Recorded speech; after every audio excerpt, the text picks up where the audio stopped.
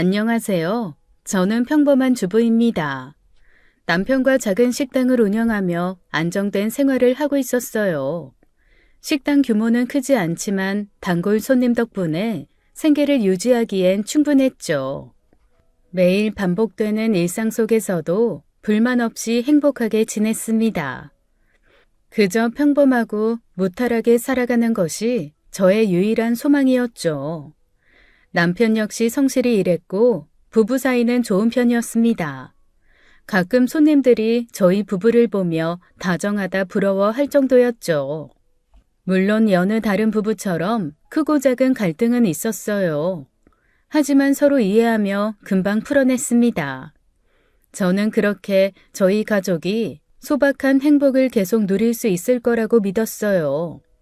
적어도 그날의 사건이 벌어지기 전까지는 말입니다. 시동생은 3년 전에 결혼을 했어요.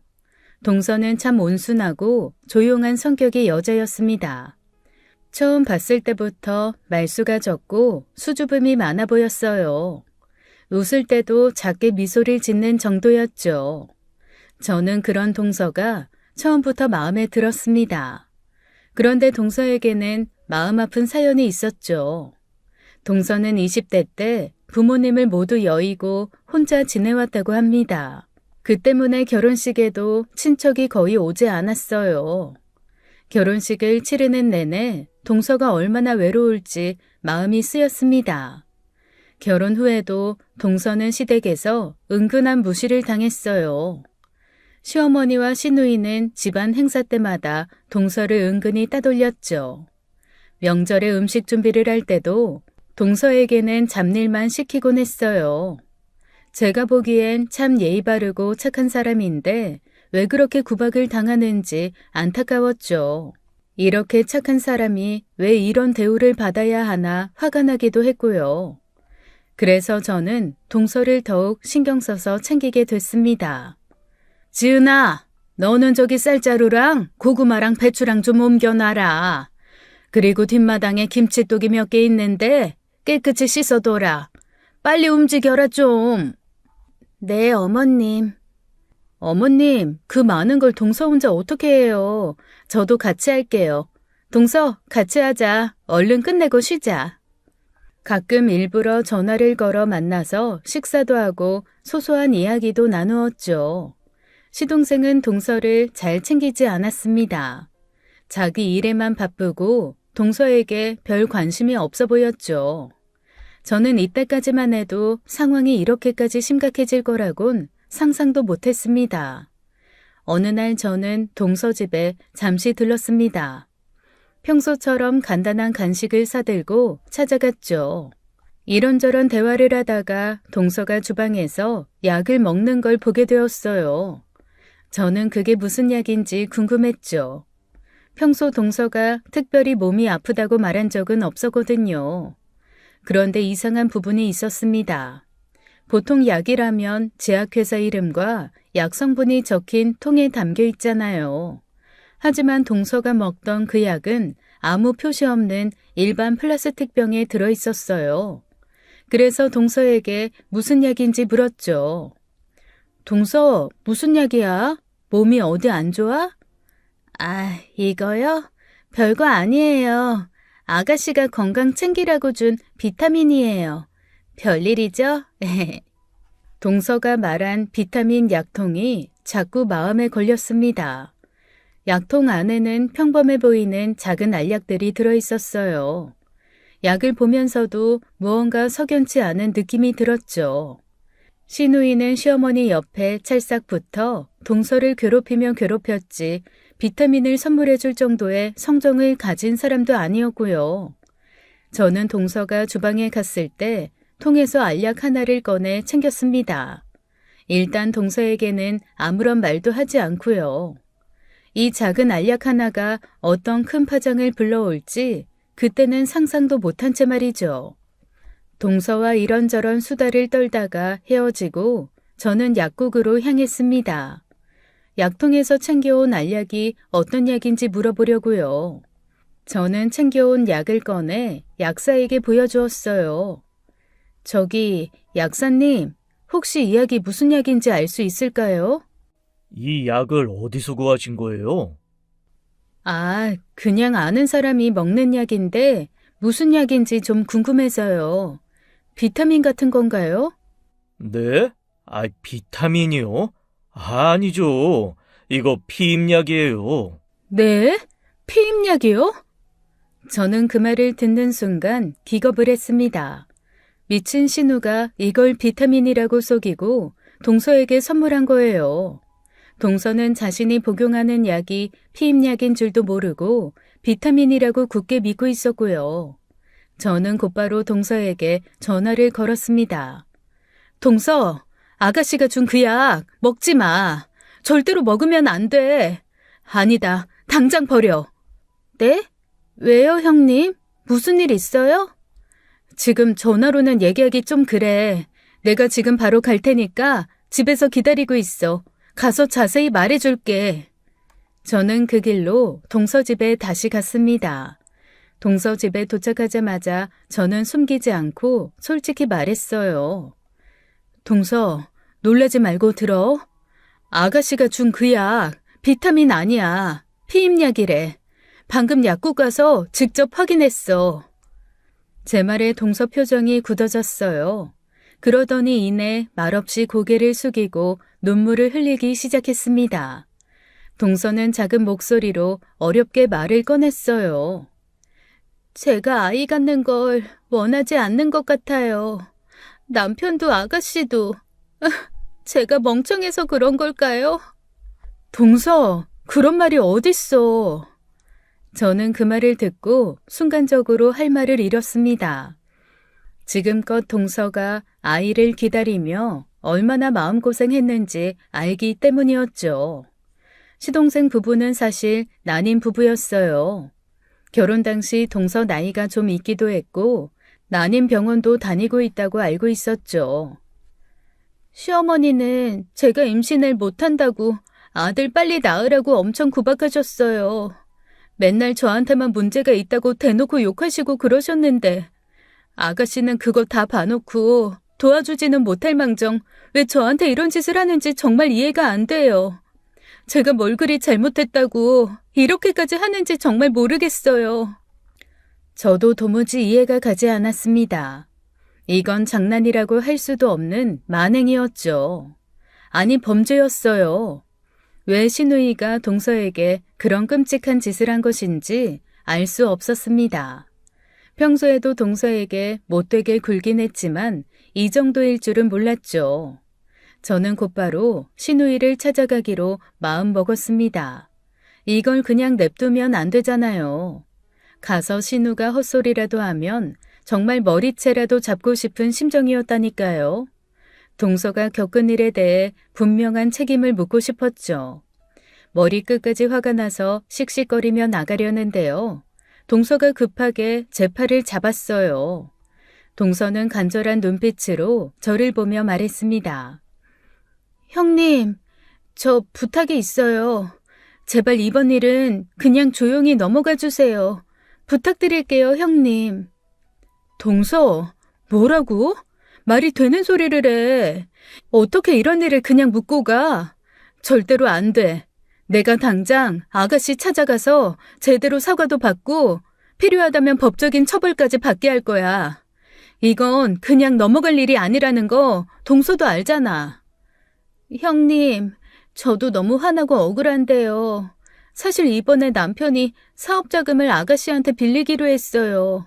지금 괜히 제가 문제 만들었다가 아가씨가 남편한테 돈 안 빌려준다고 할지도 모르고. 그러면 저 정말 난처해져요. 남편도 엄청 화낼 게 뻔하고요. 그러니까 제발 이번 한 번만 그냥 참아주세요. 네? 형님, 제발 부탁드려요. 뭐? 사업자금? 그것 때문에 참으라니. 동서, 제발 그러지 마. 당당하게 살아. 동서 잘못한 거 하나도 없잖아. 아, 제발요, 형님. 그리고 아주버님께도 절대 말씀하지 말아주세요. 아주버님이 이 일을 알게 되시면 분명 난리 날 거고 그럼 제 입장이 정말 곤란해져요. 제발 이번 일은 우리 둘만 알고 조용히 덮어주세요. 네? 동서. 나 솔직히 말하면 동서가 정말 이해가 안 돼. 대체 정말 왜 이렇게까지 하는 거니? 아무리 그래도 그렇죠. 저는 동서를 도저히 이해할 수가 없었습니다. 답답하기도 했고요. 이런 일을 당하고도 왜 참으려 하는지 괜히 죄 없는 동서에게도 화가 났어요. 하지만 아주 나중에 동서가 이럴 수밖에 없는 이유를 알고 저는 정말 마음이 아팠습니다. 동서는 끝내 눈물을 흘리며 저를 말렸습니다. 그 모습에 저도 더 이상 나설 수가 없었죠. 당사자가 제발 일을 키우지 말아달라고 이렇게 부탁하는데 어쩌나요? 동서의 간곡한 부탁을 결국 들어주기로 했습니다. 그래, 이번만 동서 부탁 들어줄게. 하지만 잘 들어, 동서. 나 한 번만 더 아가씨가 이딴 막장 장난치면 그때는 동서가 아무리 말려도 내가 시댁 뒤집어 엎어버릴 테니까 그렇게 알아. 알겠어요, 형님. 정말 이번만 부탁드릴게요. 감사해요, 형님. 이게 대체 뭐가 감사한 일인지 정말 모르겠다. 하지만 제 마음은 여전히 복잡했어요. 이런 문제가 결코 여기서 끝날 것 같지 않았거든요. 그런데 피임약 사건 이후 동서의 상태가 눈에 띄게 이상해졌어요. 전에는 말수는 적어도 웃음이 있던 사람이었거든요. 하지만 그 사건 이후 동서는 작은 소리에도 깜짝 놀라곤 했습니다. 가족 모임에서도 동서는 시댁 식구들 눈치를 보며 구석진 자리를 찾아 혼자 앉아 있었죠. 아유, 지은이 저건 어쩌자고 잔칫날 와서 구석탱이에 찌그러져서 분위기 다 잡치고 있냐? 다른 사람들은 음식 준비하고 바쁜데 혼자 저기 처박혀서 뭐 하는 거냐고.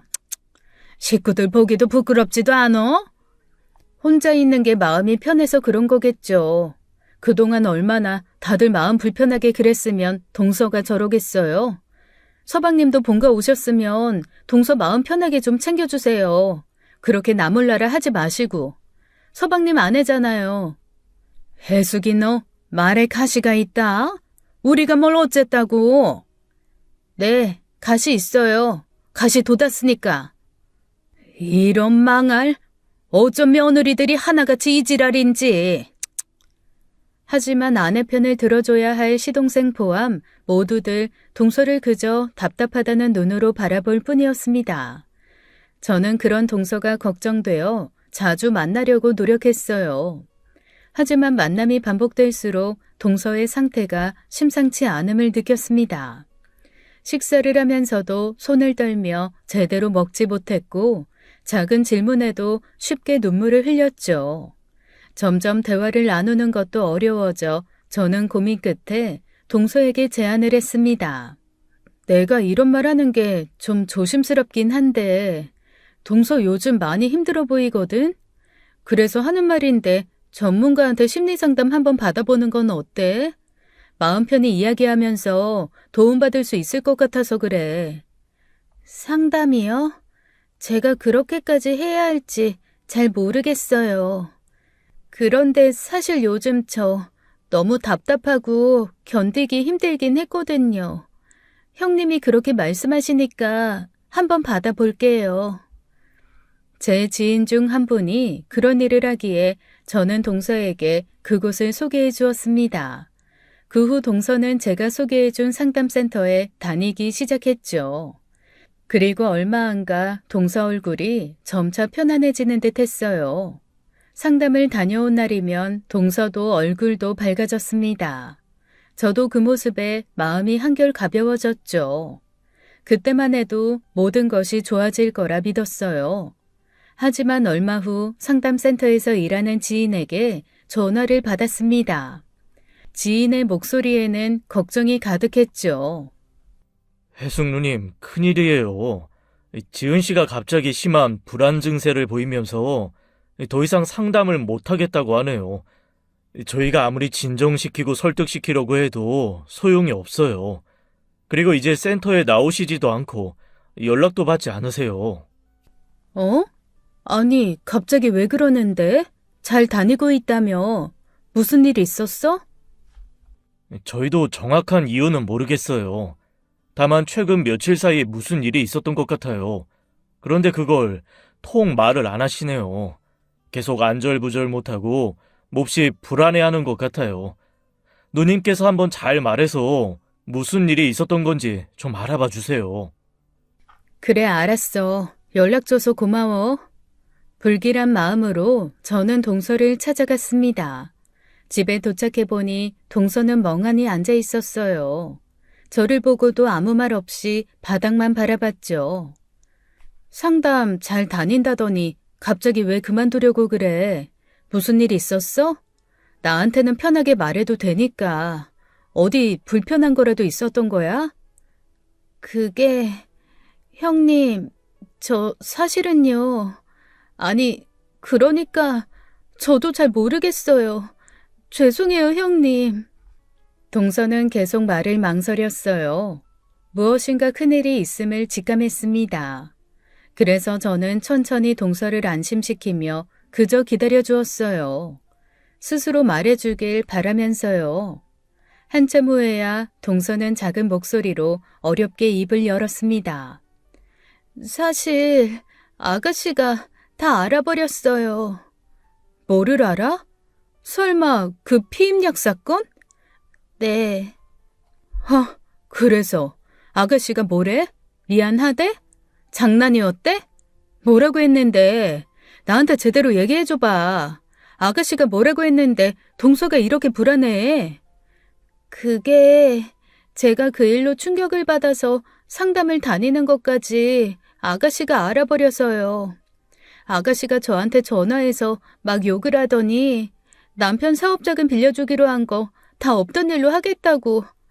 그걸 남편이 알고 저한테 엄청 심하게 화를 냈어요. 그 돈 못 받으면 다 저 때문이라면서 가서 아가씨한테 무릎 꿇고 빌라는데 제가 왜 그래야 돼요?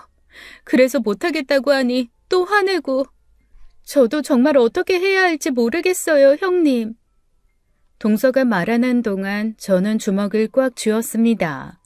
뭐 이런 빌어먹을 남매가 다 있나요? 말도 안 되는 그런 만행을 걸리면 사죄가 먼저 아닌가요? 지 잘못 걸리자 투자를 안 하겠다는 협박을 대체 왜 하나요? 저는 시동생도 어이가 없었습니다. 시누이가 자기 아내에게 그런 장난 아닌 만행을 저질렀으면 시누이에게 화를 내야 정상 아닙니까? 그런데 자기 아내 때문에 돈 못 빌렸다고 아내에게 화를 내다뇨. 정말 이해를 할 수가 없는 뇌구조를 가진 인간들이었어요. 아니, 이게 동서가 무릎을 꿇어야 할 일이야? 아가씨가 꿇어야지. 대체 이걸 어떻게 그냥 참고 넘어가? 나 이번엔 못 참겠네.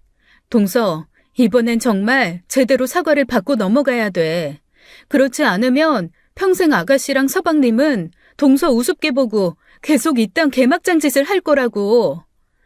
근데 형님, 그렇게 했다가 남편이 진짜로 저랑 이혼하자고 하면 어쩌죠? 저 너무 무서워요. 동서, 이혼? 그 말을 할 사람은 서방님이 아니라 너야.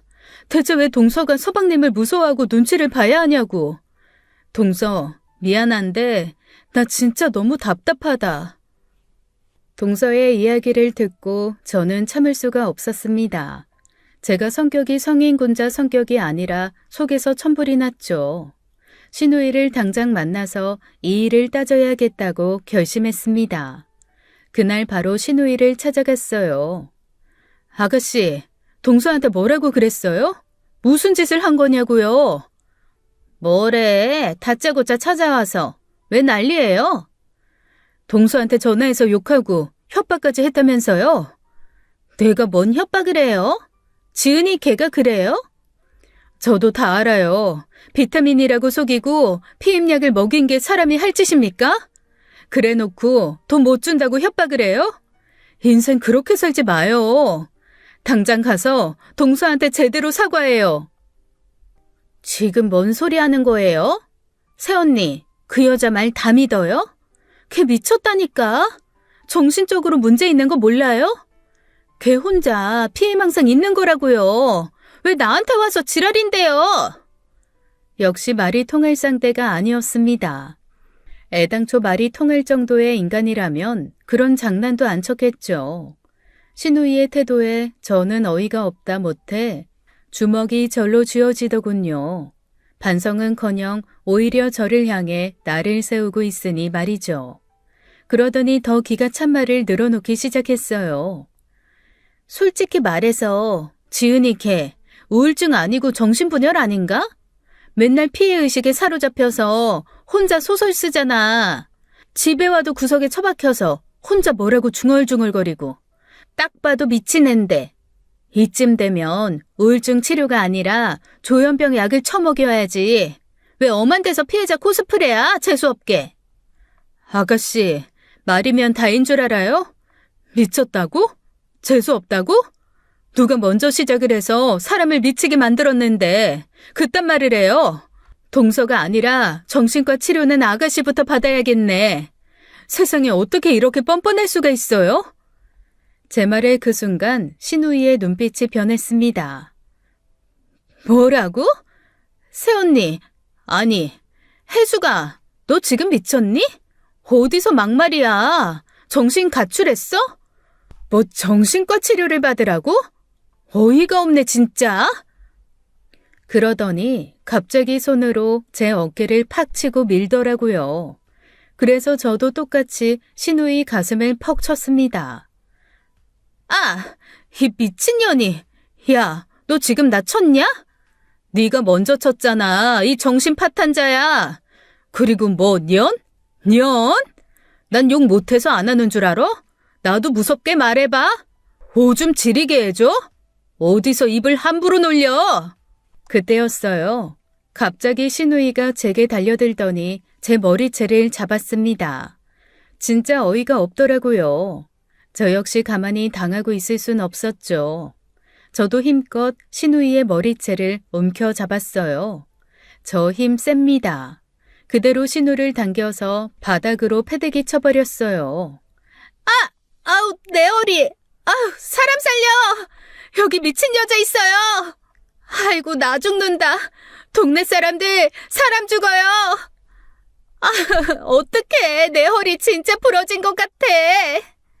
그때 일을 마치고 퇴근을 하는 심해부가 저희를 발견한 거예요. 아니, 이게 지금 대체 무슨 일이에요? 여보, 왜 바닥에 그러고 누워있어? 여보, 나 좀 살려줘. 경찰 불러. 아무 이유도 없이 갑자기 달려들어서 내 허리 꺾어버렸다고. 심해부는 놀라서 저를 보더라고요. 그래서 저 당당하게 말했어요. 매부, 아가씨가 대체 무슨 짓을 하고 다니는지 아세요? 동서한테 비타민이라고 속여서 몰래 피임약을 먹였어요. 그거 알고 충격받아서 힘들어하는 사람한테 조현병 걸린 미친년이라면서 정신병 약이나 먹으라고 온갖 폭언에 무릎 안 꿇으면 돈 안 빌려준다고 협박까지 했다고요. 제가 그 꼴을 보고 그냥 있을 수가 있어요? 뭐라고요? 여보, 지금 아주머님이 한 말이 사실이야? 당신 정말 그런 짓을 했어? 아니야, 여보. 혜숙이 저게, 아니, 새언니가 지금 거짓말하는 거라고. 내가 무슨 그런 미친 짓을 해. 다 새언니가 꾸며낸 거야. 정말이야. 매부, 제가 대체 뭐가 아쉬워서 비싼 밥 먹고 여기 와서 거짓말까지 하며 아가씨를 때리고 있겠어요. 누가 진짜 거짓말하는 건지 잘 생각해 보세요. 제 말에 심해부는 잠시 저와 신우이를 번갈아 보더니 화난 얼굴로 신우이에게 말했어요. 김상미, 너 제정신이야? 대체 무슨 생각으로 그런 말도 안 되는 짓을 저질러? 어떻게 가족한테 그런 못된 짓을 할 수가 있냐? 아주머님, 정말 죄송합니다. 제가 몰라서 이런 일이 벌어졌네요. 제대로 단속 못한 제 탓이에요. 진심으로 죄송합니다. 야, 김상미, 당장 집으로 들어가. 오늘 집에서 나랑 얘기 좀 제대로 하자. 어서! 저는 씩씩거리며 거친 숨을 내쉬며 신우이를 내려다봤습니다. 그러고 한마디 더 하고 나왔죠. 아가씨, 이번이 마지막 경고예요. 앞으로 단 한 번이라도 더 동서한테 이딴 몹쓸 짓 하면 그땐 정말 가만 안 둬요. 법적 처벌까지 각오하라고요. 내 말 똑똑히 기억해둬요. 웃기고 있네. 이 미친 것이 네가 뭔데 나한테 명령질이야? 너도 어디 두고 보자. 두고 보긴 뭘 두고 봐. 김상미, 너 아직 정신 못 차렸어? 어디서 욕이야, 욕이. 동네 시끄럽게 하지 말고 당장 집으로 안 들어가? 신우이는 결국 허리를 부여잡고 기어서 자기 집으로 기어서 들어갔죠. 신우이와의 사건 이후 동서의 상태는 더 나빠졌습니다. 더 큰 문제는 시동생의 행동이었어요. 오히려 별것 아닌 일로 동서가 유난을 떤다며 짜증을 냈죠. 어느 날은 시동생을 따로 만나 이야기했습니다. 서방님, 이건 좀 아니지 않아요? 그래도 남편이면 동서 상태부터 걱정하고 최우선으로 생각해야 하는 거 아니에요? 어떻게 자기 아내한테 그렇게 무관심할 수가 있어요? 형수가 뭔데? 우리 집 일에 참견이에요. 내 아내는 내가 알아서 할 테니까 그냥 신경 끄세요. 오만 곳에 다 참견질을 하고 돌아다니네. 남의 집안 문제에 끼어들지 마시라고요. 뭐라고?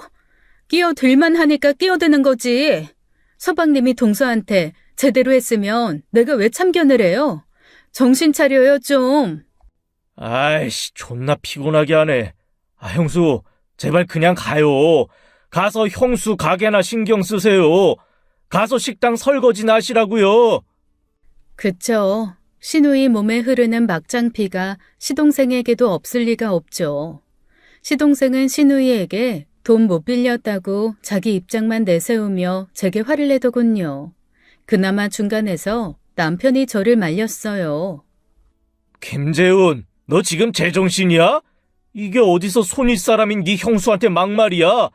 정신 제대로 안 차리지? 형, 내 말은 그게 아니라, 자꾸 형수님이 내 집안일에 간섭하시니까, 짜증이 나서 그랬어요. 내가 뭐 일부러 그런 것도 아니고요. 미안해. 네가 짜증이 난다고 그렇게 생각 없이 개소리 짓거려도 되는 사람이냐? 네 형수가? 당장 네 형수한테 사과 안 해? 형수님, 죄송합니다. 제가 순간적으로 흥분해서 말을 막 했네요. 정말 죄송합니다. 서방님, 저한테 사과하지 않으셔도 돼요. 그냥 동서 좀 잘 챙겨줘요. 동서랑 사랑해서 결혼한 거 아니에요? 서방님이 1순위로 편들어주고 아껴야 할 사람은 동서라고요. 알았어요? 네. 형수님 알겠어요. 앞으로 신경 써서 잘 챙길게요. 저는 동서가 너무나 안타까웠습니다. 가장 가까운 사람의 도움조차 받지 못하는 동서가 안쓰러웠죠. 그 일이 있고 시간이 흐른 뒤 동서와의 연락이 점점 줄어들었습니다. 처음에는 가끔씩 전화라도 했지만 이제는 그마저도 어려워졌죠. 저는 여러 번 동서에게 연락을 시도했지만 동서가 잘 받지 않았거든요. 어쩌다 연락이 닿아도 동서는 말을 길게 하지 않았습니다. 그저 짧게 안부만 묻고는 서둘러 끊어버렸죠. 그나마 전화상으로는 잘 지낸다고 하니 다행이라 생각했어요. 시동생도 그 사건 이후로 동서에게 잘해준다고 하더군요. 그쯤 저도 가게 장사가 어려워져서 이런저런 고민을 하느라 동서 걱정을 사실 못했습니다. 그런데 어느 날부터 동서가 가족 행사에 안 보이기 시작했어요. 처음에는 아프다는 이유였어요. 추석인데 얼굴 못 봐서 걱정돼서 전화했어. 많이 아프다며? 지금 몸은 좀 어때? 걱정해 주셔서 감사해요. 독감이 너무 심하게 걸려서요. 괜히 다른 분들한테 옮길까봐 이번엔 정말 갈 수가 없었어요. 그래도 많이 아픈 건 아니지? 요즘 다른 일은 없어? 서방님은 좀 잘 챙겨줘? 네, 그럼요, 형님. 저 요즘 정말 괜찮아요. 남편도 잘 챙겨주고요. 덕분에 잘 지내고 있어요. 하지만 그 이후에도 동서는 이런저런 핑계를 대며 나타나지 않았습니다. 처음에는 못된 시누이가 보기 싫고 구박쟁이 시어머니가 불편해서 그런 걸까 싶었어요. 그런데 그런 동서가 제 연락도 받지 않기 시작했죠. 어느 날 저는 참다 못해 동서에게 전화를 걸었습니다. 하지만 동서는 여전히 전화를 받지 않았어요. 저는 짧은 문자 하나를 남겼습니다. 요즘 연락도 잘 안 되고 많이 걱정돼서 문자 보내. 무슨 일이 있는 건 아닌지 걱정이야. 혹시 힘든 일 있으면 나한테 꼭 얘기해줘. 언제든 편하게 연락하고 기다릴게. 하지만 단문은 역시나 없었어요. 그러던 어느 날 밤늦은 시간 동서에게서 갑작스럽게 전화가 걸려왔습니다. 동서가 먼저 연락하는 건 정말 오랜만이었어요. 저는 반가운 마음에 서둘러 전화를 받았습니다. 그런데 수화기 넘어 동서의 목소리가 떨리고 있었어요. 형님, 저 너무 무서워요. 저 좀 살려주세요. 저 정말 어떻게 해야 할지 모르겠어요. 형님, 좀 도와주세요. 동서, 진정하고 천천히 말해봐. 겁먹지 말고. 지금 어디에 있는 거야? 내가 당장 갈 테니까 어딘지 알려줘. 그때 전화가 또 끊겼어요.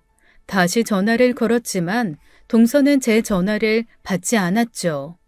저는 일단 동서 집으로 향했습니다. 가는 동안 시동생에게도 전화를 했지만 받지 않았어요. 급하게 동서 집 앞에 도착해 초인종을 눌렀습니다. 잠시 후 시동생이 문을 열었어요. 왜 이렇게 전화를 안 받으세요? 잤어요. 아, 왜요? 서방님, 동서 어디 있어요? 집에 있어요? 형수님, 뭘 그렇게 난리예요? 이 밤에 왜 이래요? 동서한테 무슨 일이 생긴 것 같아요. 지금 당장 동서 좀 찾아야 돼요. 어디 있냐고요? 빨리요. 아, 지은이 여행 갔어요. 걔 혼자 바람 쐬러 갔다고요. 여행이요? 무슨 소리예요? 방금 동서가 나한테 전화해서 너무 무섭다고 도와달라고 했다고요. 여행 간 사람이 왜 그런 전화를 해요? 난 그런 건 모르겠는데요. 뭐 아마 어디 여행 가서 술이라도 먹고 술주정한 거 아니에요? 시동생의 말이 어딘가 이상했습니다. 보통 자기 아내가 이런 전화를 했다고 하면 걱정을 먼저 하는 게 정상 아닌가요? 하지만 시동생은 아무런 걱정이 없는 얼굴이었어요. 저는 시동생을 똑바로 바라보며 다시 물었죠. 서방님, 정말 여행 간 거 맞아요? 확실한 거죠? 거짓말 아니죠? 제가 확실하냐고 묻자 시동생 얼굴에는 짜증이 피어오르기 시작했어요. 맞다고요. 몇 번을 말해요. 사람 잠은 다 깨워놓고. 알겠어요. 아무래도 이건 그냥 넘어갈 일이 아닌 것 같아요. 동서한테 진짜 무슨 일이 생긴 걸 수도 있으니까 경찰에 신고부터 하는 게 좋겠어요. 아, 형수님. 여행 가서 잘 놀고 있는 사람을 왜 경찰에 신고를 해요? 지금 사람 골탕 먹이려는 거예요? 아, 그런 쓸데없는 짓 하지 마세요. 역시나 이상한 반응이었습니다. 무언가 숨기고 있는 게 분명했어요. 저는 시동생이 안 된다고 하거나 말거나 경찰에 신고를 했습니다. 동서가 여행을 간 게 아니라는 확신이 들었거든요. 여보세요? 경찰서죠? 사람이 실종된 것 같아서 신고하려고요. 제 동서가 갑자기 연락이 안 되고 이상한 전화가 왔어요. 너무 걱정되는데 좀 도와주세요. 형수님, 지금 뭐 하는 거예요? 당장 전화 끊어요. 누가 신고하랬어요? 아, 전화 줘요, 빨리. 서방님, 가만히 있어요. 이거 그냥 넘길 일이 아니라니까요. 네, 경찰관님, 신고 접수 부탁드립니다. 경찰에 신고를 하고 다시 동서에게 전화를 걸었지만 역시나 계속 전화가 꺼져 있었습니다. 제 걱정은 점점 커졌죠. 급기야 저는 시동생 집까지 들어가 동서를 찾았어요. 하지만 동서는 집에 없었습니다. 여행 갔다니까요. 내 말 못 믿어요? 아, 형수 어이없네. 어이가 없는 건 서방님이죠. 동서한테 살려달라고 전화가 왔다니까요. 그럼 남편 되는 사람이면 아내 걱정이 먼저 아닙니까? 대체 그 태연한 태도는 뭔데요? 서방님은 지금 동서가 어디에 있는지 정확히 알고 있는 거예요? 말해보세요. 아이씨, 여행 갔다니까. 더럽게 꽥꽥거리네. 뭐요? 저는 걱정되는 마음이 하늘을 찌를 지경이었습니다. 다음 날까지 동서와는 연락이 닿지 않았어요. 그런데요, 다음 날 아침 일찍 경찰로부터 연락이 왔습니다. 하지만 저는 경찰의 말에 정말 기겁을 했어요. 도저히 말도 안 되었죠. 저 신고 전화 주셨던 이혜숙 님이시죠? 아까 이혜숙 님 동서 되시는 박지은 씨가 조금 전에 본인이 직접 저희한테 연락을 주셨어요. 잘 지내고 있다고 하시네요. 네? 동서가 정말 괜찮대요? 진짜로 무사한 거 확실한 거예요? 네, 박지은 씨가 직접 여행지에서 잘 지내고 있다고 말씀하셨습니다. 너무 걱정하지 않으셔도 될 것 같아요. 네? 그게 정말인가요? 근데 이상하잖아요. 전화가 계속 꺼져 있었는데 어떻게 연락이 된 거예요? 본인 휴대폰이 배터리가 없어서 여행지에서 다른 사람 휴대폰을 빌려서 연락했다고 하셨습니다. 그리고 그리고요? 저희도 조심스럽게 말씀드리는데요. 박지은 씨가 본인이 많이 불편하니 앞으로 연락을 안 하셨으면 좋겠다고 전해달라고 하시네요. 네? 뭐라고요? 그럴 리가 없어요. 분명 뭔가 위협을 받아서 그렇게 말한 거 아닐까요? 우리 동서가 절대로 그런 말 할 사람이 아니에요. 주변에서 웃는 소리도 들리고 전혀 그런 분위기는 아니었던 것 같습니다. 저희도 몇 번이고 확인했어요. 혹시 주변에서 위협을 가하는 분위기냐고요. 아니라고 하시더라고요. 무엇보다 박지은 씨 본인이 워낙 확실하게 말씀하시면서 요청하셔서요. 이혜숙 씨가 너무 가정사에 관여를 하셔서 부부관계 분란이 생긴다고 앞으로는 제발 관심을 갖지 말아달라고 하시더군요. 저 이혜숙 씨, 이쯤에서 박지은 씨한테 더 이상 간섭을 안 하시는 게 좋겠어요. 무언가가 분명하게 잘못되었습니다. 경찰의 말은 정말 말도 안 되었어요. 제 간섭이 싫다는 동서가 무섭다고 제게 도와달라고 전화를 먼저 하는 게 말이 됩니까? 앞뒤가 안 맞아도 한참 안 맞았죠. 이것을 경찰에게 계속 말했지만 경찰은 그저 똑같은 말만 되풀이했어요. 동서 본인이 제가 연락하는 게 싫다고 직접 말했으니 더 이상 동서에게 관여하지 말라는 거죠. 자기들도 어쩔 수 없다고 하면서요. 자기들도 어찌할 수 없다고요. 정말 기가 막히고 코가 막히겠더군요. 저는 이대로는 안 되겠다고 생각했습니다. 무슨 일이 있어도 동서를 직접 만나야 한다는 생각만 들었어요. 하지만 방법이 없었습니다. 시동생은 그저 여행 가서 잘 놀고 있는 사람 귀찮게 하지 말라는 식으로만 말하고 동서는 전화를 꺼두고 있으니 말입니다. 저는 마음이 급해졌어요.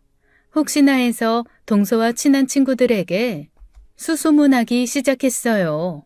이전에 동서를 통해 만나본 적이 있는 동서 친구들이었죠.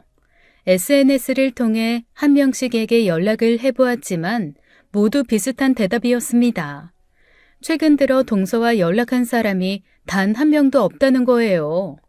마지막으로 동서와 제일 친했던 친구에게도 물었어요. 안녕하세요. 저 혹시 지은이랑 최근에 연락된 적 있어요? 아무리 해도 연락이 안 돼서요. 아니요. 저도 요즘 지은이랑 전혀 연락이 안 돼서 걱정하고 있었어요. 무슨 일이라도 있는 걸까요? 동서는 주변의 그 누구와도 연락이 되지 않는 상황이었습니다. 저는 가슴이 답답해 숨이 막힐 지경이었어요. 저는 더 이상 기다릴 수 없었습니다. 제가 할 수 있는 방법도 없었고요. 결국 전문적으로 사람을 찾는 사설 탐정을 고용하기로 했죠. 탐정과 만나 동서에 대한 정보를 최대한 전달했습니다. 동서의 최근 사진과 평소 자주 가던 장소까지 모두 알려주었죠. 탐정은 꼼꼼히 내용을 기록한 뒤 조사를 시작하겠다고 말했습니다. 며칠 동안 저는 초조한 마음으로 연락을 기다렸어요. 하루하루가 너무 길고 힘들었죠. 그동안에도 동서는 연락이 전혀 안 되었어요. 그리고 일주일 뒤 탐정에게서 전화가 왔습니다. 저는 떨리는 손으로 전화를 받았죠. 여보세요? 동서는요? 찾으셨어요? 지은이 찾으셨어요? 아니요, 죄송합니다. 아직 못 찾았습니다. 네. 그런데 조사 중에 조금 이상한 점을 발견해서요. 이 부분은 꼭 아셔야 할 것 같아서. 무슨 일인데요? 빨리 말해주세요. 사실 이런 경우에는 사람을 찾으면서 몇 가지 추가 조사를 해보는 게 제 원칙이거든요. 하도 비슷한 사건이 많아서.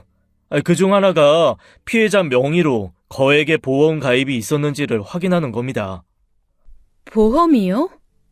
네, 생명보험이요. 뭐 공식적인 루트를 이용하는 게 아니긴 한데요. 뭐 어쨌거나 제가 확인해 본 결과 동서분 명의로 몇 개월 전 가입된 생명보험이 있더라고요. 생명보험이요? 네, 그것도 한 건이 아니라 여러 건이었어요. 금액도 꽤 고액이었고요. 이 정도면 월 납입금도 상당할 텐데 보험금 수령자는 부군으로 되어 있었고요. 이거 상당히 수상하거든요. 탐정의 말에 저는 숨이 턱 막혔습니다. 도저히 믿을 수 없는 내용이었죠. 아직까지는 이 보험이 어떤 경위로 가입됐는지 또 가입한 목적이 뭔지 확실하게 밝혀지지 않았습니다. 제가 추가 조사를 계속 진행하겠습니다. 그리고 동서분을 최대한 빨리 찾을 수 있도록 저희가 온 힘을 다 기울여 보겠습니다. 조금만 더 기다려 주세요. 통화를 마친 후에도 제 머릿속은 너무 혼란스러워 지끈지끈 아파왔어요. 동서가 스스로 그런 보험을 가입했을 리 없었습니다. 얼마 전까지도 시동생 사업 자금이 없어 신우이에게 돈을 빌리는 형편이었으니까요. 그런데 전 그 생각을 함과 동시에 머리에 번개불을 맞은 것처럼 번쩍였습니다. 시동생의 사업 자금. 저는 서둘러 경찰에게 이 사실을 말했어요. 하지만 돌아오는 답변은 한결같았습니다. 생명보험 가입을 근거로 수사를 할 수 없다고요. 저는 마음이 미칠 듯이 갑갑했어요. 그런데 정확히 2일 뒤에 동서에게 연락이 왔습니다. 아니, 정확히는 병원에서 연락이 왔죠. 저는 병원 전화를 받고 미친 듯이 곧바로 병원으로 향했습니다. 병원에 도착한 저는 동서의 병실 문을 열었어요. 그리고 제 눈앞에 펼쳐진 광경에 저는 할 말을 잃었죠. 침대 위에 누워있는 동서는 얼굴과 온몸이 온통 멍으로 뒤덮여 있었어요. 그리고 팔과 다리, 여기저기 붕대까지 감겨 있었어요. 동서의 상태는 너무나 심각했습니다. 이 상황이 믿기지도 않았죠. 동서, 도대체 이게 무슨 일이야? 내가 얼마나 동서를 찾아다녔는지 알아? 대체 그동안 어디 있었던 거야? 죄송해요, 형님. 걱정 끼쳐드려서 정말 미안해요. 정말 여행 갔던 거 맞아? 서방님이 동서 혼자 여행 갔다고 하던데 정말 사실이야? 여행 갔다던 사람이 어떻게 이런 몰골로 나타나? 몸이 대체 왜 이렇게 된 거야? 그게 동서는 제 물음에 답을 제대로 못했어요. 저는 마음을 진정시키고 동서에게 다시 한번 물었습니다. 제발 솔직하게 말해봐. 어떻게 하다가 이렇게 다친 거야? 누가 이런 짓을 한 거니? 나한테 제대로 말해줘야 내가 도와줄 수 있잖아. 그게, 형님, 저 그냥 교통사고였어요. 잠깐 길을 걷다가 차에 살짝 부딪혔어요. 동서, 말도 안 되는 소리 하지 마. 교통사고라니. 누가 봐도 거짓말이잖아. 이게 어디 차에 살짝 부딪힌 모습이야? 동서의 대답은 말도 안 됐어요. 교통사고로 이렇게 다치는 사람이 대체 어딨나요? 저는 바로 무언가 심각한 일이 있음을 알았습니다. 동서의 표정과 태도에서 무언가 숨기고 있다는 걸 느꼈죠. 저는 한참을 고민하다 동서에게 어렵게 입을 열었어요. 탐정이 알려준 동서 이름으로 가입된 거액의 생명보험에 대해서요. 내가 동서 걱정돼서 사실 사람 붙였어. 동서 좀 찾아달라고. 그러다가 내가 뭘 알게 됐는지 알아? 바로 동서 명의로 가입된 거액의 생명보험이야. 동서, 보험 가입한 적 있어? 어? 이게 뭘 뜻하는 건지 아냐고. 네? 아니요, 형님. 보험이라뇨. 저는 그런 거 전혀 모르는데요. 저 보험에 가입한 적도 없고 들어본 적도 없어요. 정말이에요. 동서는 제 말을 듣고는 순간 표정이 굳어졌습니다. 역시 동서도 모르고 있던 보험이었어요. 동서는 충격을 받은 듯 말을 잇지 못했습니다. 지금 일어나는 일들 절대로 그냥 넘기면 안 돼, 동서. 정말 심각한 문제라고. 어쩌면 목숨이 달린 문제일지도 몰라. 동서, 제발 나한테 솔직히 말해줘. 그래야 내가 도와줄 수 있어, 어? 동서는 무엇이 그리 불안한지 입술만 몇 번 깨물며 제 시선을 피했습니다. 저는 그런 동서를 조용히 다독였어요. 이제 혼자 슬퍼하지도 말고 혼자 아파하지도 마, 어?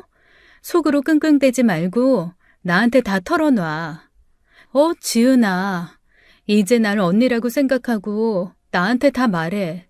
무슨 일이 있어도 지은이 너 내가 끝까지 도와줄게. 이윽고 동서는 어렵게 마음을 먹었는지 천천히 말을 꺼냈습니다. 저는 동서의 충격 고백에 두 눈을 질끈 감고 말았죠. 형님, 혜숙이 언니, 사실은 저 교통사고 난 거 아니에요. 그래, 알아. 그럼 대체 무슨 일이 있었던 거야? 대체 누가 이런 몹쓸 짓을 한 거야, 어? 남편이요. 김재훈 그 인간이 절 때렸어요. 몇 날 며칠 계속 맞다가 남편이 잠깐 졸고 있는 사이에 목숨 걸고 겨우 도망친 거예요. 저 너무 무서워요. 저 이제 어떡해요? 저는 동서의 고백에 순간 말문이 막혔습니다. 대체 동서가 무슨 잘못을 했다고 사람을 이렇게 때리나요? 동서는 체구도 작습니다. 키도 150cm 조금 넘고 몸무게도 초등학생 수준이에요. 반면에 시동생 그 인간은 190이 넘는 거구에 몸무게도 120kg가 넘는 돼지 새끼입니다. 그런 인간이 이 작은 사람을 인정사정 없이 며칠간 때렸다는 생각이 들자 눈물이 다 나더군요. 그것도 동서가 여행을 갔다고 거짓말을 하고는 어딘지 모를 장소에 동서를 감금하고 때렸던 게 분명했습니다. 동서가 제게 전화를 한 그날 제가 경찰에 신고를 하자 시동생 그 개새끼는 동서를 때리며 경찰에게 자기는 괜찮다고 말하라고 강제로 시킨 거였죠. 손이 부들부들 떨렸어요. 너무 화가 나고 열이 올라 주체가 안 되었죠. 당장 이놈을 잡아다가 광화문 내거리에 효수하고 싶었습니다. 그런데 그 순간 동서가 정말 뜻밖의 말을 했어요. 형님, 사실 제가 남편한테 맞을 때 몰래 구석에 핸드폰 숨겨놓고 그 장면 찍어뒀어요. 증거라도 남겨야 할 것 같아서요. 저는 동서의 그 말에 놀랐습니다. 그런 공포스러운 상황에서 핸드폰을 숨겨 촬영 버튼을 몰래 누를 생각을 하다니 동서의 그런 대담한 행동에 눈물까지 났어요. 저는 동서에게 핸드폰이 어디 있냐고 물었습니다. 동서는 힘겹게 자기 베개 밑에서 핸드폰을 꺼냈죠. 그런데 핸드폰을 제게 주려는 동서의 표정이 이상했어요. 무언가를 망설이고 있었어요. 핸드폰을 쥐고 있는 동서의 손도 떨리고 있었죠. 형님, 이 영상 보시기 전에 마음 단단히 먹으셔야 돼요. 알았죠? 꼭이요. 그리고 형님, 너무 미안해요. 정말 미안해요. 저도 몰랐어요. 정말 몰랐어요. 믿어주세요. 저는 동서가 무얼 몰랐다고 하는지 왜 내게 미안하다고 말하는지 이해할 수 없었습니다. 동서는 그저 제게 핸드폰을 내밀며 폭포수처럼 눈물을 흘렸어요. 흐느끼는 동서의 모습에 저 역시 가슴이 너무나 아팠죠. 영상의 내용이 상상 이상으로 잔혹할 수도 있겠다는 생각이 들었거든요. 하지만 동서 핸드폰 영상 속 내용은 제가 상상한 그 이상의 것이었습니다. 아니, 제가 생각한 내용의 그것이 아니었어요. 그곳에 나오는 인물이 말이죠. 영상이 시작되고 화면 속에서 시동생과 시누이가 보였습니다. 그들은 동서에게 위협적으로 소리를 지르며 다가섰어요. 그리고 동서에게 큰 금액의 대출을 강요했죠. 동서가 망설이자 시누이가 먼저 동서를 거칠게 밀쳤습니다. 곧이어 시동생마저 동서를 폭행하기 시작했어요. 저는 영상을 보며 숨이 턱 막히고 눈물이 났습니다. 그런데 잠시 후 영상에서 끔찍한 폭력을 지시한 사람이 나왔어요. 저는 그 사람의 얼굴을 보고 말 그대로 비명을 질렀습니다. 그리고 동서 핸드폰을 떨어뜨리고 말았죠. 그 충격은 말로 표현할 수가 없었어요. 제가 믿고 있던 세상이 무너지는 기분이었습니다. 처음엔 폭력을 지시하는 그 사람의 얼굴이 제대로 보이지 않았어요. 어두운 뒷공간에 있어서 얼굴이 잘 안 보였죠. 하지만 곧 그 남자가 어두운 공간에서 걸어 나왔습니다. 그 남자는 제 남편이었어요. 개쓰레기 피는 시누이와 시동생에게만 있는 게 아니었어요. 제 남편에게도 진하게 흐르고 있었던 것이었습니다. 야, 그렇게 해서 제가 말을 듣겠냐? 팍팍 못 때려? 왜? 벌써 힘들어? 지쳤냐? 이 새끼 순 비계 덩어리네. 아이씨, 형, 이거 다 근육이거든? 야, 박지은, 널로 와. 어딜 기어가? 벌레처럼 기어가는 우리 올케. 그런다고 도망은 못 가요, 우리 올케. 영상 속 남편은 태연하게 서서 시누이와 시동생에게 폭력을 지시하고 있었습니다. 도저히 믿을 수 없는 광경이었어요. 믿었던 사람의 충격적인 진실이 눈앞에 펼쳐진 것이었으니까요. 그리고 너무나 마음이 찢어지게 아팠어요. 저 악마 같은 인간들이 동서에게 하는 그 무자비한 행동에 슬픔과 분노가 같이 일었죠. 하지만 이제는 분명히 해야 할 일이 있었습니다. 아무리 남편이라고 해도 용서할 수 없는 일이었으니까요. 아니, 더욱 제가 앞장서서 이 개쓰레기들한테 돌팔매질을 해야 했어요. 저는 곧바로 핸드폰을 들어 경찰에 신고했습니다. 전화를 받는 경찰에게 상황을 설명했죠. 얼마 지나지 않아 경찰차가 병원에 도착했어요. 병원은 순식간에 소란스러워졌죠. 저는 경찰관들에게 가지고 있던 동서의 핸드폰 영상을 건넸습니다. 영상을 본 경찰들은 매우 심각한 표정이었어요. 왜 아니겠습니까? 누구라도 그 영상을 보았다면 충격을 받았을 거예요. 심지어 어떤 경찰분은 영상을 보다가 천벌받을 새끼들이라고 조용히 중얼거리기도 했죠. 시누이와 시동생 그리고 남편은 그날 바로 체포되었습니다. 이 정신 나간 놈들은 동서가 도망을 쳤는데도 신고하지 않을 거라 생각한 거예요. 그만큼 동서를 어리석게 보고 있었던 거죠. 사실 나중에 재판에서 저도 그 이유를 알게 되었어요. 남편과 시누이 그리고 시동생이 동서를 만만하게 본 이유와 강금 폭행이 일어나기 이전 동서의 한편으로 답답한 행동의 이유를요. 알고 보니 동서의 지능에는 문제가 좀 있었습니다. 경계선 지능 장애라고 하더군요. 지적 장애는 아니었지만 그렇다고 또 지극히 정상으로 똑똑한 사람은 아니었던 겁니다. 저도 정말 몰랐어요. 그저 말없이 잘 웃는 착한 사람이라고만 생각했죠. 처음부터 악마 같은 시동생은 그런 동서를 일부러 골랐는지도 몰라요. 그러면서 결혼 생활 내내 동서를 끊임없이 가스라이팅 했겠죠. 심지어 동서는 친정도 없고 형제도 없었으니 얼마나 손쉬운 먹잇감이었겠어요. 저는 그 사실을 알고 더 분노했습니다. 시누이는 당일 집에서 체포됐어요. 태연하게 지 새끼랑 지 남편 밥을 차리고 있다가 체포되었죠. 경찰 아저씨, 저 아니에요. 저 진짜 그런 적 없어요. 오해라니까요. 저 억울해요. 억울하다고! 제가 미치지 않고서야 어떻게 그런 끔찍한 짓을 하겠어요. 맞아, 이거 다 동서가 꾸며낸 거예요. 요즘은 사람 얼굴까지 합성하는 영상 기술이 있다고 하잖아요. 동서가 그걸로 합성해서 만든 거예요. 나 아니라고요. 동서, 걔 평소에도 좀 이상했어요. 저 함정에 빠뜨리려고 작정한 거라고요. 제발 한 번만 믿어주세요. 경찰 아저씨, 저는 정말 결백해요. 나 애도 있는데 이대로 감옥에 갈 순 없다고요. 시동생은 술집에서 여자들과 술을 마시다가 체포되었습니다. 경찰이 체포한다는 말에 다급해진 시동생이 3층 술집 창문에서 뛰어내렸다고 해요. 그런데 아까 말씀드린 것처럼 시동생 엄청난 거구의 돼지입니다. 그러니 그 다리가 버티겠나요? 댕강 부러져 버린 채로 경찰에게 체포되었죠. 나중에 들으니 그 다리 평생 절개되었다고 해요. 이거나 이 새끼들아. 내가 내 아내 말 좀 잘 듣게 만들려고 좀 다독여준 건다. 고작 그런 걸로 사람을 체포해? 너 내가 누군지 알아? 너 소속이 어디야? 계급 뭐야? 이름 뭐냐고? 내가 경찰서장이랑 아우 다 죽었어.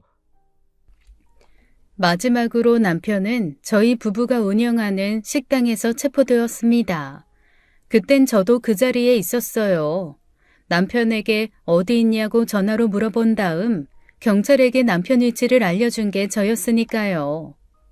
김재현 씨, 당신을 박지은 씨에 대한 폭력 교사 및 협박, 감금 혐의로 긴급 체포합니다.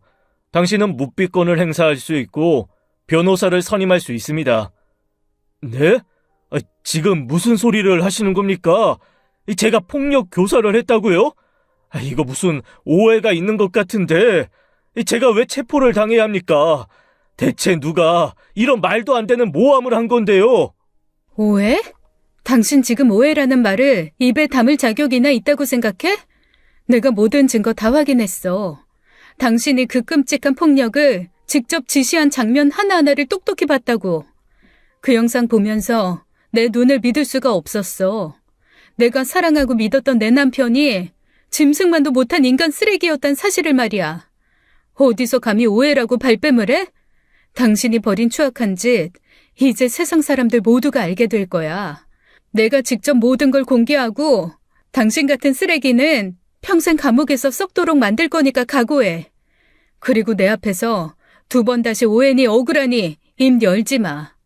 사람으로서 최소한의 양심이라도 있으면 지금이라도 네 죄를 인정하고 속죄하면서 살아. 그래야 당신 같은 인간도 숨을 쉴 수 있을 테니까. 너는 더 이상 내 남편도 아니고 그리고 인간도 아니야. 그냥 인간 쓰레기일 뿐이지. 알겠어? 남편은 믿기지 않는다는 표정으로 저를 바라보았습니다. 그렇게 남편과 시누이, 시동생은 결국 모두 긴급 체포되었어요. 사건은 빠르게 진행됐어요.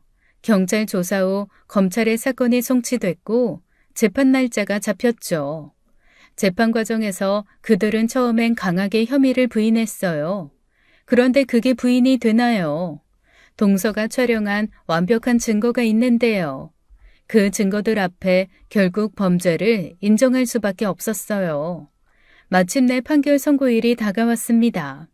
저는 동서와 함께 법정에 앉아 결과를 기다렸어요. 재판장이 피고인들을 향해 차갑게 판결을 읽어나가기 시작했죠. 피고 김재훈은 본 사건에서 폭력교사, 협박 및 사기죄로 유죄가 인정된다. 특히 피해자 박지은은 지능장애를 가지고 있어 사회적, 정신적 취약성을 악용한 범행으로 죄질이 매우 불량하다. 이에 본 법정은 피고 김재훈에게 징역 4년을 선고한다. 또한 공범 김상민은 피해자에게 지속적으로 폭행과 협박을 가한 혐의가 인정된다. 피해자의 취약 상태를 고려해 형량을 가중하여 징역 1년 6월을 선고한다. 피고인 김상호는 피해자의 배우자임에도 불구하고 보호 의무를 저버리고 오히려 폭력에 적극 가담하였다.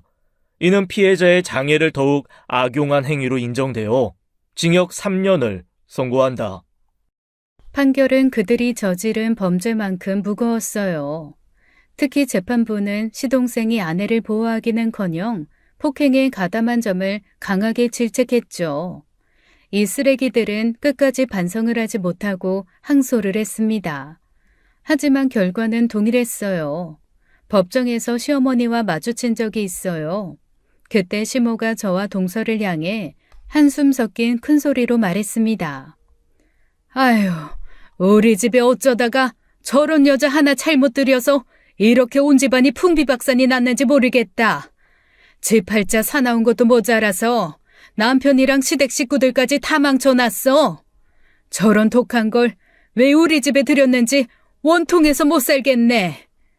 쓰레기 피가 어디서 왔나 했더니 알 것 같았습니다. 동서가 아무 말도 못하고 있는 걸 보고 저는 도저히 참을 수가 없었어요. 일이 이 지경까지 왔는데도 시모는 뭐가 잘못됐는지 전혀 깨닫지 못한 듯했죠. 어머니, 지금도 상황 파악이 안 되세요? 진짜 어머니 집안을 망친 건 동서가 아니라 어머니가 그렇게 금이야 오기야 키운 자식들이에요. 그 인간 쓰레기 같은 남매가 어머니 집안을 이렇게 만든 거라고요. 남 탓하지 말고 이제부터라도 자식들 교육이나 다시 제대로 시키세요. 아, 다들 감옥에 쳐 들어갔으니 이제 나라에서 교육하겠네요. 어머님 자식들을 위해 세금을 내고 있는 국민들에게 감사하는 마음으로 앞으로 사세요. 뭐라고? 이게 지금 무슨 말을 하는 거야? 너 지금 시애미한테 그런 식으로 말을 해? 어디서 배워먹은 포르장머리야? 이제 시어머니 아니고 그냥 지나가는 동네 할머니예요. 그러니까 말 함부로 하지 마세요. 재판 중 저는 이혼 소송도 진행했습니다. 남편의 잘못이 명백했기에 이혼 절차는 빠르게 진행되었어요. 법원에서도 남편의 잘못을 명확히 인정했고 큰 어려움 없이 이혼이 확정되었죠. 동서 역시 저와 같이 이혼 절차를 밟았어요. 그렇게 저희 둘은 완전히 자유로운 사람이 되었습니다. 이혼 서류를 마무리하던 날 동서가 제게 연락을 해왔어요. 잠시 얼굴을 보고 싶다는 말에 저는 흔쾌히 약속 장소로 나갔죠. 오랜만에 만난 동서의 얼굴에는 이전보다 훨씬 편안한 기색이 있었습니다. 형님, 이제야 정말 홀가분해요. 이혼하고 나니까 그동안 가슴을 짓누르던 답답함이 사라진 것 같아요. 이제야 숨 좀 제대로 쉴 수 있을 것 같아요. 그래, 동서야. 아, 아니다. 이제 동서지간도 아니니까 언니 동생 하자. 지은아, 그동안 정말 고생 많았어. 이제 다 끝났으니까 과거는 훌훌 털어버리고 앞으로 우리한테 행복한 일만 가득할 거야. 나랑 같이 힘내서 잘 살아보자. 네, 언니. 이혼 이후 저와 동서는 이전보다 더 자주 만났습니다. 우리는 친구처럼 일상을 나누며 서로의 새로운 시작을 응원했죠. 만날 때마다 동서는 점점 밝아지는 모습이었어요. 저는 그 모습에 안심을 했죠. 앞으로 다가올 날들은 분명 더 나을 것이라고 저희 둘은 서로를 격려하며 믿었죠. 이제 우리에게는 행복한 날들만 기다리고 있기를 간절히 바랐습니다.